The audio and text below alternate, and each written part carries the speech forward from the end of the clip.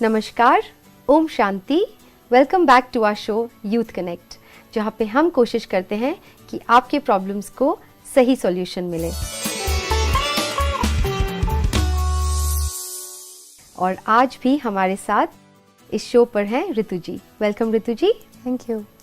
ऋतु जी, हमारे जो कॉन्फ्लिक्ट्स के ऊपर बात चल रही थी, जो हमारा एपिसोड था कॉन्फ्लिक्ट्स के ऊपर, वही सुनकर हमारे व्यूअर्स जो हैं उन्होंने ये किया। हमने जिस तरह से बात की थी कि बात करनी चाहिए, कॉन्फ्लिक्ट हो ना तो चुप रहना चाहिए और ना ही अग्रेसिवली बात करनी चाहिए। तो बहुत सही तरीके से, तो एक क्वेश्चन जो आज का सवाल है वो ये आया है कि हमने बहुत अच्छे से उस कॉन्फ्लिक्ट को रिजॉल्व करने की कोशिश की है, बहुत इंटेलिजेंटली, जैसे दो मैच्योर्ड लोग बैठकर बात करते हैं। तो उस तरीके से उन्होंने बहुत सुंदर तरीके से आपस में बैठकर बात की है।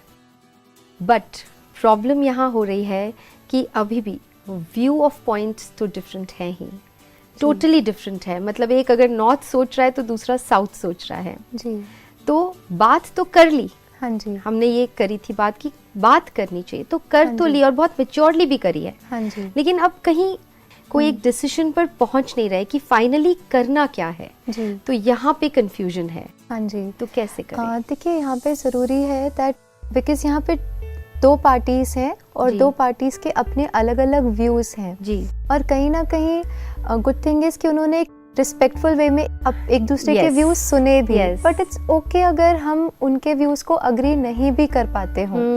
तो यहाँ पे ज़रूरी है, अगर आपको कोई सोल्यूशन तक पहुँचना है, सपोज एक को लगता है कि इस तरीके से होना चाहिए, दूसरे जो हैं उनको लगता है ऐसे होना चाहिए। इफ अगर उस बात का सोल्यूशन ज़रूरी है तो वन वे कुड बी कि आप किसी थर्ड पार्टी को इन्वॉल्व करें, उन्हें अपनी बात सुनाएं जी, और उनका एक व्यू को कंसिडर ज़रूर करें। बिकॉज अभी क्या हो रहा है कि हम दोनों अपने अपने व्यू को ही बहुत ज़्यादा इम्पोर्टेंस दे रहे हैं। हाँ। और कहीं ना कहीं हमारे अपने लिए तो वो सही भी है, हर एक को लगता चेंज नहीं कर रहे, हर एक को लगता है मैं सही हूँ। बिल्कुल, अगर वो कन्विंस होते कि नहीं वो ठीक कह रहे हैं तो हम चेंज भी कर लेते। लेकिन कहीं ना कहीं अपने अंदर वो कन्विक्शन है उस बात के लिए जो मैं बात रख रहा हूँ, मैं ही सही हूँ, मैं सही हूँ। हो सकता है ये ना हो कि मैं ही सही हूँ, तब तो वो मैच्योर कॉन्वर्सेशन कर पाए। हाँ। मैं सही हूँ, वो भी सही हो सकता है, ये भी एक व्यू हो सकता है कि मैच्योर कॉन्वर्सेशन कहाँ हुआ, जहाँ पे हमने अपनी बात भी रखी और उनकी बात को भी रिस्पेक्ट किया, सुना भी और रिस्पेक्ट किया। बट मान नहीं मैच्योर कॉन्वर्सेशन। लेकिन हाँ, कन्विक्शन मुझे अपनी बात के लिए है, इसलिए मैं वो कर ही नहीं सकती जो आप कह रहे हो। हाँ। और उनको लगता है आप ऐसा कर ही कैसे सकते हो, मतलब उस चीज को मान ही नहीं सकते कि आप इस बात के लिए कैसे कर सकते हो। कई बार ऐसी सिचुएशंस भी आती हैं, राइट।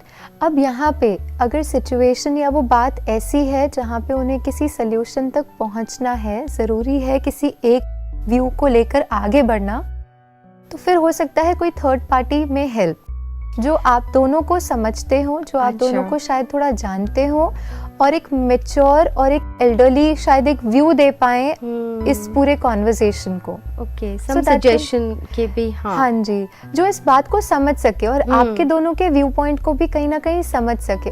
सो एक थर्ड पार्टी जो आप दोनों की बातों को समझ सके, आप दोनों के इमोशनल स्टेट को भी समझ सके। बिकॉज देखिए, कहीं ना कहीं जब हम कॉन्फ्लिक्ट की बात करते हैं ना, कॉन्फ्लिक्ट में तो अंडरलाइनिंग बहुत सारी इमोशंस भी होते हैं, है ना, क्योंकि इमोशनली भी हम इट्स नॉट वेरी स्टेबल। हम इमोशनली भी बहुत रोलर कोस्टर से गुजरते हैं when there is some conflict, specially close relationships में।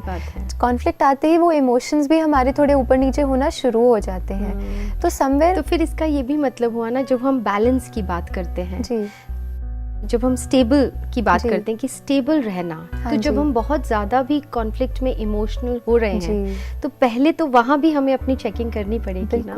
देखिए, इमोशनली तो हमें अपने आप को स्ट्रॉन्ग बनाना ही है, and that's a very important topic है। Maybe we can pick up, yes, going forward we can pick up emotional wellbeing also, क्योंकि कॉन्फ्लिक्ट का कहीं ना कहीं बेसलाइन तो जो है वो इमोशंस है।